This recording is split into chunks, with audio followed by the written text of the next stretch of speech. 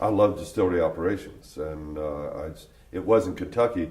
I opened it up to any production facility, and I was hoping it would be Kentucky because it's my home. But if the opportunity arose at Indiana or someplace else, I would have taken that also.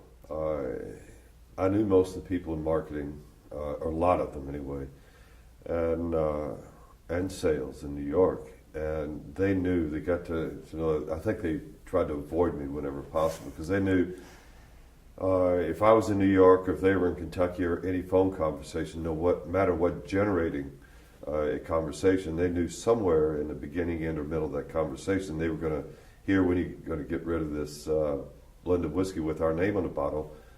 That wasn't that nice, let us bring our bourbon back home. And they would always counter you, Jim. You wanted 225 brands of Seagram. You're number one in many European countries. You're number one in Japan. Just because you're so passionate about the bourbon doesn't make any difference how good the bourbon may be. Seagram is not willing to spend the millions of dollars to correct a mistake that had been made by, they would say, our predecessors in the late 1950s, when the number one selling bourbon in the U.S. at that time was pulled off the domestic market, because it's just not going to happen. This never ended. I mean, there was a lot more to the debate than that, but that was the crux of the conversations we would have. And I would always counter with, we were number one for a reason back in the 30s, 40s, and 50s, and we're so much better today than anybody could have ever dreamed of being back then. I know we can be a success. And I didn't disagree with what they were saying. The negative image was a major hurdle. So when we started back in the U.S., and that was with Seagram going out of business in December 2001, and I had given all the bidding companies their tours of the Four Roses Distillery, answered any questions, but I wasn't able to ask questions of them until the new owner was announced. And the first part of January 2002, when Kieran, who had purchased Four Roses, had a group of people visiting Kentucky and going to New York to negotiate contracts, visited here, and they gave me an opportunity to ask a question. My first question, of course, was, are you willing to make the Four Roses blended whiskey that is not made in Kentucky, has nothing to do with this, just take it from the market, let us bring our bourbon back home? And of course, the new owner, they wanted to really make everybody happy here, so their immediate response was, absolutely, we will do that. Now, so we started, and the first thing we did in mid-2002 was hire an agency to go around the U.S. and pull every bottle that we could find off liquor store shelves of the blended whiskey, and we destroyed it. And we knew we couldn't. I didn't disagree with Seagram. I knew we couldn't focus on just our yellow label because of the perception. People would not take the opportunity to read that this is bourbon under those roses on the label, and not blended whiskey said premium. And so we decided to focus on premium brands. And we went through several focus group studies, bottle designs, labels, everything. We decided to introduce a single barrel bourbon. And we used one of our 10 recipes that we had been using in Europe for a single barrel bourbon. And we continued using that. We introduced the blended whiskey, the bourbon in September 2004. And it was a difficult challenge. And at the time, going back a little bit, Whiskey Magazine, which is located in London, England, had a process with competition called the Best of the Best Whiskeys of the World competition. And it was a 2-year process. They go to places like Tokyo or London or Paris, Glasgow, places around the world, and conduct these competitions over a 2-year period. They were very near the end of the process, but I encouraged our CEO, let's enter our Four Roses single barrel, knowing it was too late to win anything. But if some of these panels, if there were writers that were sitting on the blind taste tests in the competitions, and if these writers, no matter what media, happen to say they're looking at 10 American whiskeys in front of them blind, and they like number four at the end of the day they find out it's Four Roses single barrel, and they were right about it, that would help jumpstart our return to the U.S. So our CEO and myself went to London in March 2005 for the recognitions and the awards.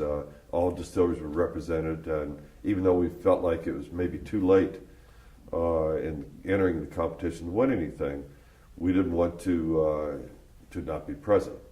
And we went over there, and right at the gate, our Four Roses Single Barrel won the Best American Whiskey of the Year under 10 years age.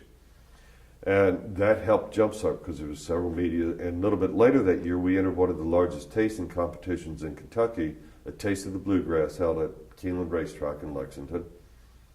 And I think it was I went out and talked to them. This is their 22nd or 23rd year of this tasting event.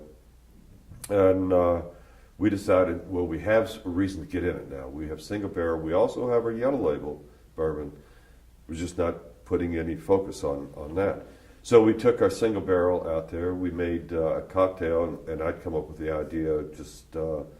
I went up to a Kroger, got a bunch of ingredients to mix drinks, and came up with something very simple. We ended up calling it Rosarita. And we mixed that drink that night with the yellow label. We had our single barrel either on the rocks or neat. And again, right out the gate, the Four Roses Single Barrel won the best bourbon in the competition. So these two events, we knew, it was just me saying, I know we can really be good, and we can be a success. But now people began to realize that we had a quality bourbon, and that helped us get started. It took us 2 years to become the number one selling single barrel bourbon in Kentucky, and that was when the year September 2006, we introduced our small batch. I knew I couldn't tell you now how many thousands and thousands of times I've told the story and explained the difference in the blended whiskey and the bourbon. But I really hit home in September when we introduced our small batch. Single barrel had been so successful when we introduced small batch, I was almost afraid to taste them side by side. They were so different. But we filled bottles in August 2006 to get us through the end of that year, and we'd come back then in January, February of 2007 and run enough bottles again for another few months. I knew things were turning around when in the third week of September we had to run again. Instead of a 5 or 6 month supply, we ran out in 3 weeks. So that gave me an idea we were on our way back. And of course, back in those years, we were only in Kentucky because when Seagram went out of business, we only had the barrel inventory to support our international markets with enough barrels to go into one new market. And we could have chosen larger markets in the U.S. We could have chosen another country in Europe or New Zealand, Australia, both great bourbon markets.